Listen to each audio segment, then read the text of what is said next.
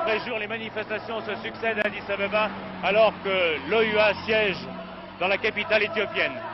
Est-ce une mobilisation psychologique pour une guerre totale en Érythrée ou bien est-ce seulement pour faire monter la tension ici et pour que les Érythréens cèdent à la pression des Éthiopiens? En tout cas, les mêmes slogans reviennent chaque jour.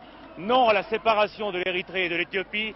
Mettons à la porte ceux qui viennent les aider, les Arabes qui leur donnent des armes.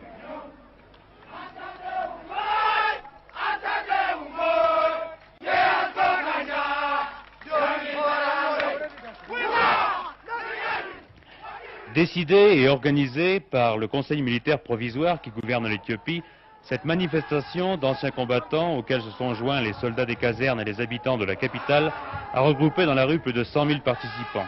Un succès pour les militaires qui, en fêtant aujourd'hui la victoire d'Adwa en 1896 contre les Italiens, galvanise ainsi le nationalisme des Éthiopiens un an après le début de la Révolution.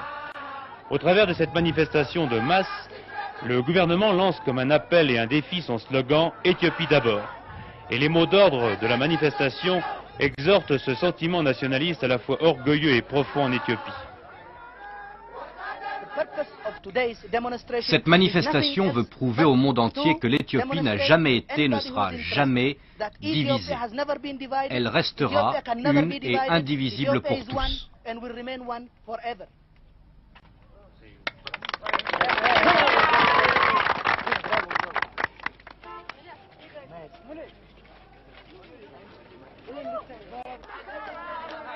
Donnez-nous des fusils, nous combattrons, nous pouvons être musulmans sans être arabes, abat ceux qui veulent diviser l'Éthiopie.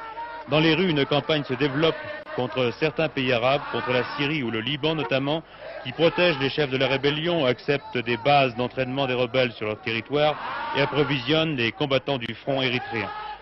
Les ministres des Affaires étrangères de l'Organisation de l'Unité africaine, qui siègent en ce moment à Addis Abeba, malgré le désir de certains d'entre eux, n'ont pu débattre du problème érythréen. L'Éthiopie s'y est opposée.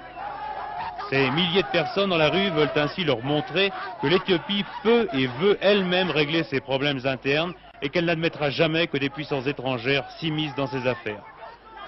Pour couronner cette manifestation sans précédent, pour montrer leur assurance et leur fermeté, les chefs de la révolution ont ouvert les portes du palais du Gébi où ils sont cloîtrés avec les 120 militaires du Derg qui dirigent le pays.